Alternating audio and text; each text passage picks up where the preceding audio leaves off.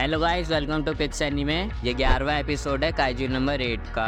तो दोस्तों, एपिसोड शुरू होता है और हम देखते हैं डिफेंस फोर्स के बड़े बड़े ऑफिसर्स मीटिंग कर रहे होते हैं, क्योंकि उन्हें पता चल गया है कि काफका ही काइजू नंबर 8 है। वो लोग इस बात को आम जनता को नहीं बताना चाहते हैं, क्योंकि अगर ऐसा किया तो जनता में अफरा तफरी मच जाएगी। उन्होंने काइजू नंबर 9 के बारे में भी नहीं बताया है लोगों को। डिफेंस फोर्स का डिप्यूटी डायरेक्टर बोलता है कि हमें काइजू नंबर 8 को वेपन में बदल देना चाहिए। एक दूसरा ऑफिसर बोलता है कि हमें काइजू नंबर 8 को लिविंग वेपन की तरह यूज करना चाहिए। तभी डिफेंस फोर्स का डायरेक्टर बोलता है कि हम पहले उसे यहाँ लाएंगे, उसके बाद डिसाइड करेंगे कि उसके साथ क्या करना है। डायरेक्टर का नाम है इसाओ सिनोमिया, जो कि किकोरू सिनोमिया के पापा हैं। फिर हम देखते हैं काफका को, जिसे बांध के रखा हुआ होता है। काफका को एक दिन से ही ऐसे ही रखा हुआ है और काफका सोच रहा था कि अब पता नहीं उसके साथ क्या होगा। उसे याद आता है कि किकोरू ने बताया था कि पावरफुल काइजूस के वेपन्स बना दिए जाते हैं। काफका बहुत निराश होता है, क्योंकि वो अभी कैडेट से ट्रूप मेंबर बना था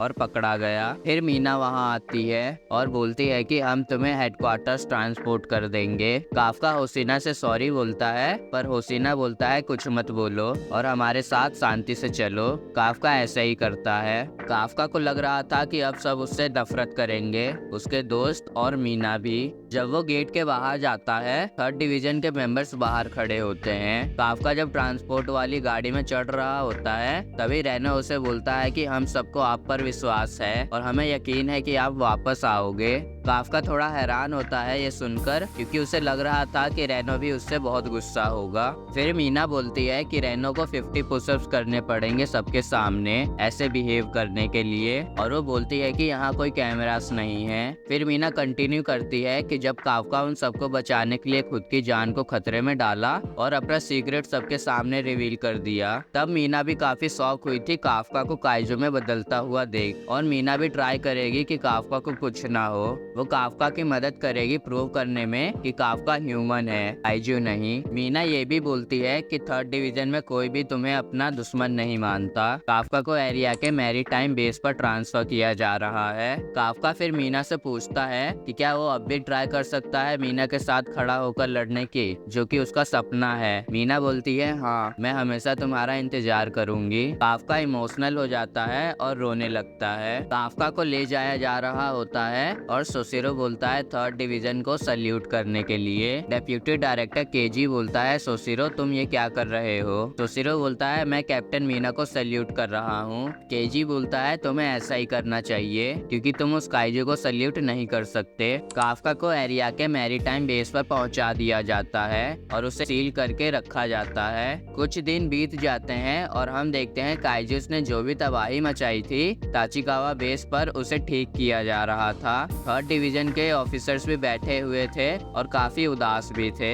यारू रेनो का मूड बदलने के लिए बोलता है मुझे अभी भी यकीन नहीं हो रहा कि काफका काइजू नंबर 8 है। फिर मीनासे भी बोलती है कि उसे भी काफका ने बचाया था जब काइजूस ने हमला किया था। यारू भी बोलता है कि हाँ, काफका ने मेरी और रेनो की भी जान बचाई थी। फिर कागुरागी बोलता है कि अब बड़े ऑफिसर्स ही डिसाइड करेंगे कि काफका का क्या होगा। इजुमो बोलता है कि ये एक बहुत बड़ी बात है कि एक ह्यूमन काइजू में ट्रांसफॉर्म हो सकता है, और अगर ये बात आम जनता को पता चल गया तो बहुत हल्ला गुल्ला होगा।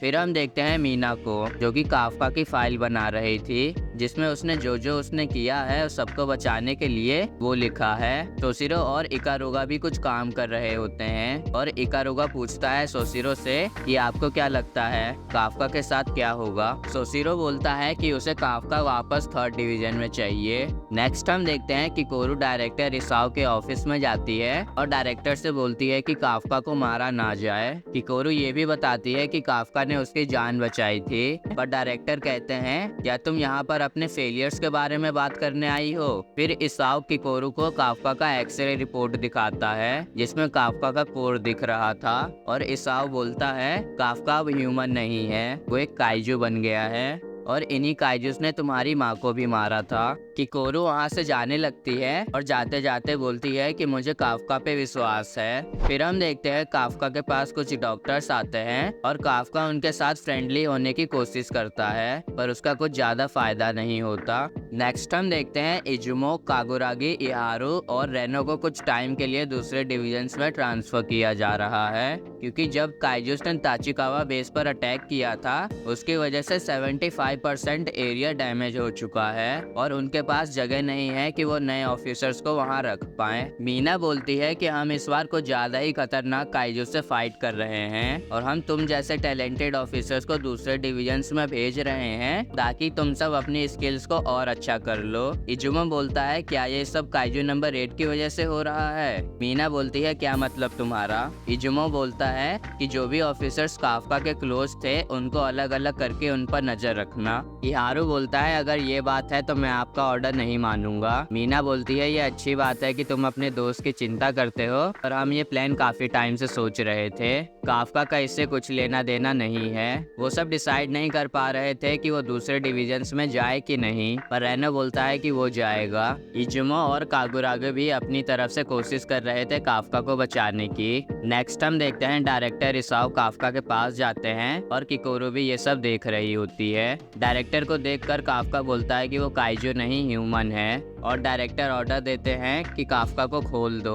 ऑफिसर्स बोलते हैं कि ये बहुत डेंजरस होगा और डायरेक्टर बोलते हैं तुम्हें क्या लगता है तुम किससे बात कर रहे हो? इसका फोर्टिट्यूड लेवल 9 से ऊपर है, अगर ये चाहे तो खुद ही ये सब तोड़ सकता है। काफ्का को खोल दिया जाता है और काफ्का देखता है कि डायरेक्टर उसकी तरफ बंदूक ताने खड़े हैं। काफ्का बोलता है कि वो एक ह्यूमन है, पर डायरेक्टर गोली चला देते हैं और काफ्का पर अटैक भी करते हैं। फिर डायरेक्टर बोलते हैं कि एक ऐसा क्रिएचर जो अपने शरीर से गोलियों को रोक ले वो ह्यूमन नहीं होता। डायरेक्टर को फिर उनका नंबर वेपन दिया जाता है जो कि काइजू नंबर 2 से बना है। डायरेक्टर उस वेपन को पहनते हैं और बोलते हैं मैं अब काइजू नंबर 8 का डिस्पोजल शुरू कर रहा हूँ। काफ्का डिसाइड करता है कि वो काइजू में ट्रांसफॉर्म नहीं होगा। फिर डायरेक्टर अटैक करते हैं जिसकी वजह से काफ्का अपना लेफ्ट हैंड खो देता है। डायरेक्टर फिर अटैक करते हैं काफ्का पर। डायरेक्टर इसाओ को एक टाइम पर डिफेंस फोर्स का स्ट्रॉन्गेस्ट सोल्जर कहा जाता था। इन सब हिट्स के बाद काफ्का फेस छोड़कर पूरा ट्रांसफॉर्म हो गया था। डायरेक्टर फिर से अटैक करना चालू करते हैं काफ्का पे, लेकिन काफ्का अटैक नहीं करता, वो सिर्फ खुद को डिफेंड करता है। डायरेक्टर काफ्का पर अटैक करके उसके बॉडी पार्ट्स ही अलग कर रहे थे, पर काफ्का वापस रीजनरेट कर रहा था। डायरेक्टर फिर एक जोरदार पंच मारते हैं काफ्का को और एक फॉलो अप अटैक भी करते हैं, पर काफ्का डॉज कर लेता है। काफ्का को लड़ते वक्त एक अजीब सी फीलिंग आ रही थी कि जैसे वो एक काइजू से लड़ रहा हो। केईजी डेप्यूटी डायरेक्टर बोलते हैं कि काइजू नंबर 2 ने 1972 में काफी तबाही मचाई थी। ये दूसरा काइजू था जिसको नंबर दिया गया था और ये बहुत स्ट्रॉन्ग भी था। जो वेपन्स डायरेक्टर यूज कर रहे हैं वो काइजू नंबर 2 से ही बने हैं और सिर्फ डायरेक्टर ही उनका यूज कर पाते हैं। डायरेक्टर अटैक किए जा रहे थे काफ्का पर और काफ्का हवा में डायरेक्टर के अटैक को डॉज करने की कोशिश करता है, पर वो देखता है कि उसके पैर और एक हाथ नहीं है। डायरेक्टर फिर एक पंच मारते हैं और काफ्का पूरा ट्रांसफॉर्म हो जाता है और पंच को ब्लॉक कर लेता है। किकोरू को काफ्का का फॉर्म कुछ अलग लग रहा था। काइजू नंबर 8 फिर चिल्लाता है और हम देखते हैं कि काफ्का का अपनी बॉडी से कंट्रोल छूट गया है। काफ्का की कॉन्शियसनेस दब गई है। काफ्का काफी टेंशन में आ जाता है क्योंकि अब वो प्रूव ही नहीं कर पाएगा कि वो एक ह्यूमन है। काइजू नंबर 8 फिर हमला करता है डायरेक्टर पर। और दोस्तों ये वाला एपिसोड यहीं पे खत्म होता है। दोस्तों अगर वीडियो अच्छी लगी हो तो लाइक करना और चैनल को सब्सक्राइब करना और दोस्तों कमेंट में बताना कि हम अपनी वीडियो को और कैसे इम्प्रूव कर सकते हैं। Thanks for watching guys.